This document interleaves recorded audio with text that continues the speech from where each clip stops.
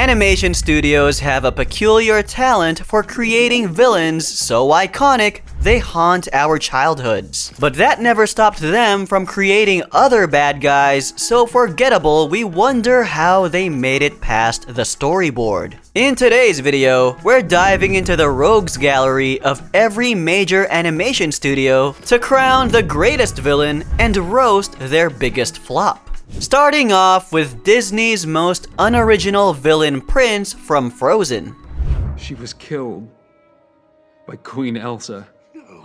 This guy spent the entire movie being charming, helpful, and genuinely likable, only for the writers to reveal in the last 20 minutes that, surprise, he was evil all along. Except that nothing in his behavior actually supports this twist. He saves Elsa from being killed, runs the kingdom responsibly during a crisis, and organizes disaster relief. If those aren't the signs of a competent leader, we don't know what is. The problem is that Hans's villain reveal feels less like a shocking twist and more like the writers painted themselves into a corner and needed a bad guy fast.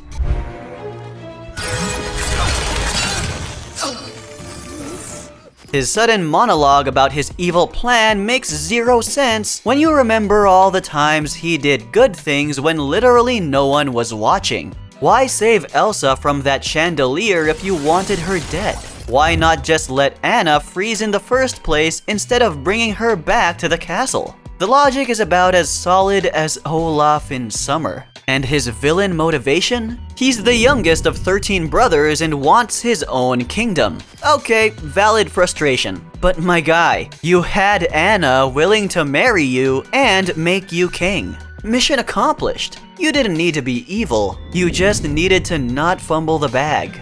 If you would just stop the winter, bring back summer, please.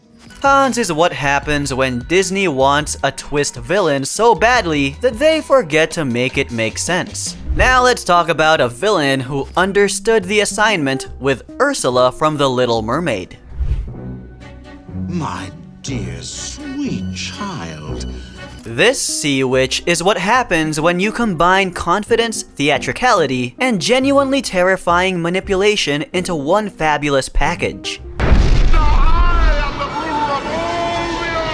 Unlike Hans's confused motivation, Ursula knows exactly what she wants, and she's willing to play the long game to get it. What makes Ursula brilliant is that she doesn't just threaten Ariel, she offers her exactly what she wants, then sits back and watches the poor girl self-destruct. That's efficiency. And her villain song, Poor Unfortunate Souls, is a masterclass in how to be menacing while serving absolute looks. She's part salesperson, part predator, and 100% unforgettable. Ursula also has the confidence to own every scene she's in. She's not seeking validation or throwing pity parties, but she's closing deals and cackling about it. When your villain can make tentacles look intimidating and fashionable simultaneously, you know you've created something special. Hear us out on this one. Charles Muntz from Up isn't badly written, but he's disappointingly generic for a studio that usually nails complex antagonists. The setup is there with a disgraced explorer obsessed with restoring his reputation. Cool concept, but the execution feels like Pixar put it on autopilot. Muntz goes from charming idol to homicidal maniac so quickly that you get whiplash. One moment, he's hosting dinner, the next, he's literally trying to murder a child and an elderly man over a bird. A bird! The motivation is paper thin, and unlike Pixar's best villains, there's no emotional weight to his descent. He's just an angry old man who happens to be murderous. We expected layers, and we got a cardboard cutout.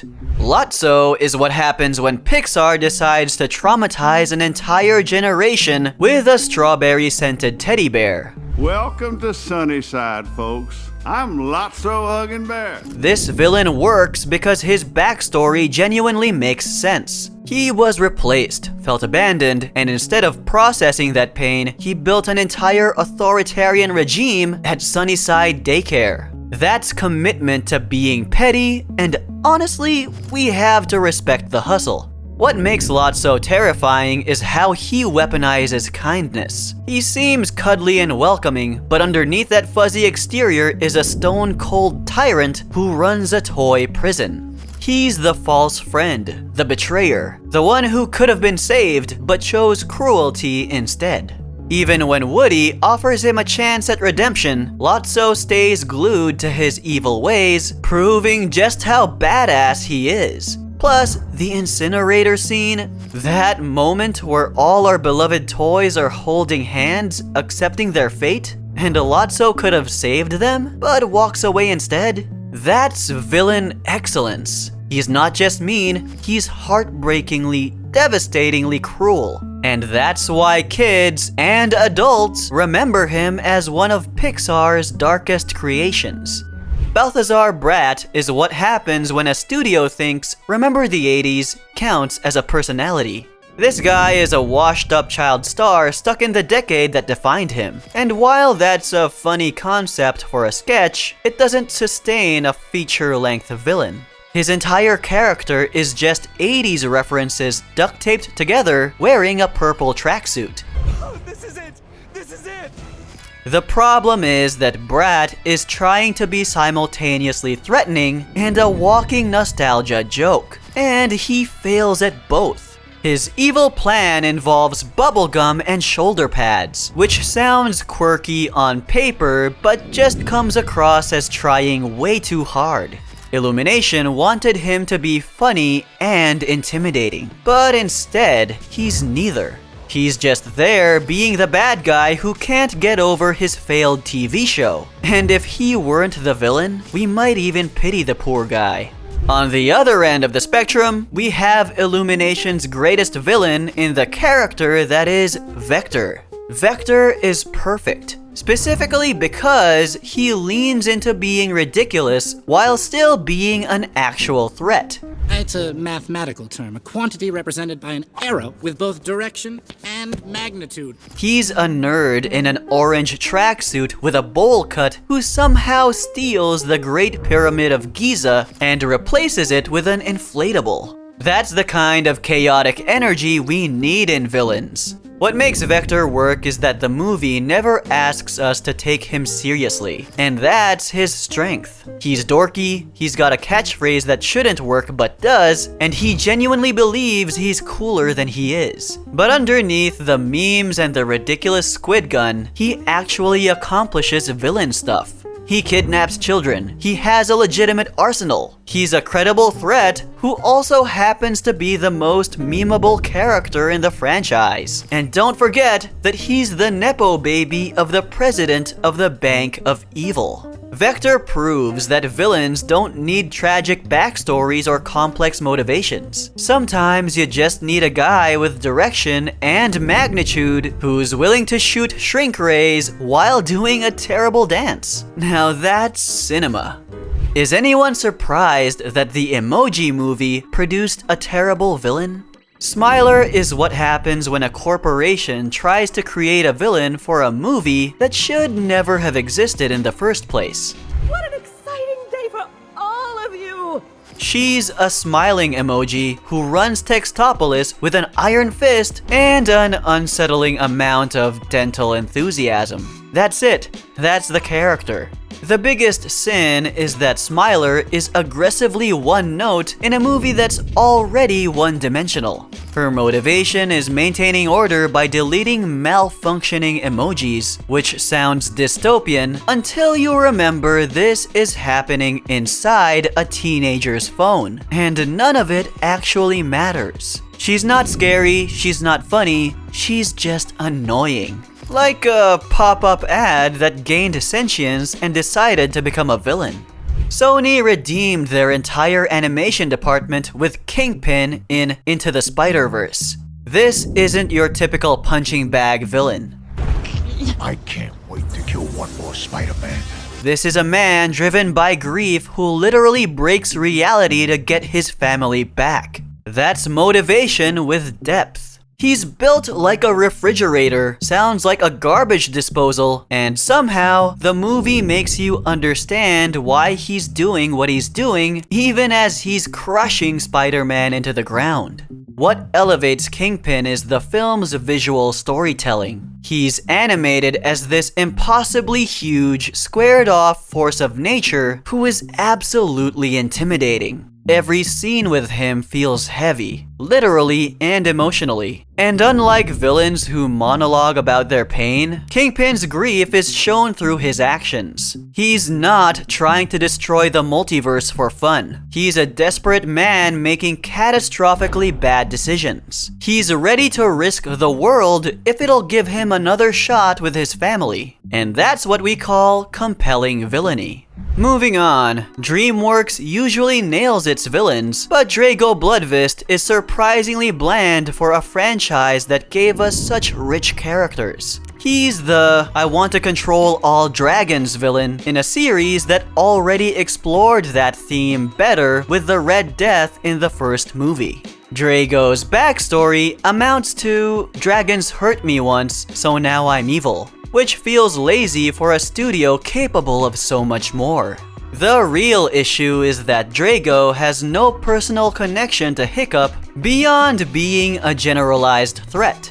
He's not Hiccup's dark reflection or a fallen mentor. He's just an obstacle he must overcome. And while he does accomplish something devastating in the film, his character itself is forgettable. He's got the generic villain look, the generic villain voice, First, there was one writer, and now all of Burke.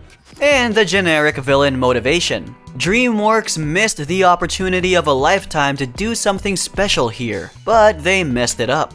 But we can't say the same for Lord Shen from Kung Fu Panda 2.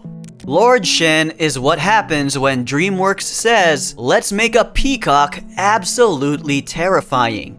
This shouldn't work since peacocks are fancy birds who strut around looking pretty. But Shen is a genocidal warlord whose flowing robes hide deadly blades. Nothing has changed. And whose entire existence is tied to Poe's tragic origin story. That's how you create a personal villain with a history. What makes Shen brilliant is that he's not physically stronger than Poe, but he's smarter, more strategic, and has invented weapons that make Kung Fu obsolete. He's the villain who changes the game entirely, and his backstory creates this beautiful, tragic irony. He destroyed Poe's family because of a prophecy about a warrior in black and white, but with his own coloring, he could have been that warrior. He created his own enemy through paranoia and violence. You can tell that they really sat back to create a villain that could move the audience. Shen is elegant, ruthless, traumatized, and utterly convinced of his righteousness. He's not a mindless monster. He's a damaged individual who chose the worst possible path and dragged everyone down with him. When your villain is both the most fabulous and most frightening character on screen, you've achieved something special. This brings us to the end of our ranking of the best and worst antagonists from every animation studio that gave us nightmares from movies. If you stuck around till the end of the video, don't forget to subscribe to the channel, or we'll send Kingpin to hunt you down.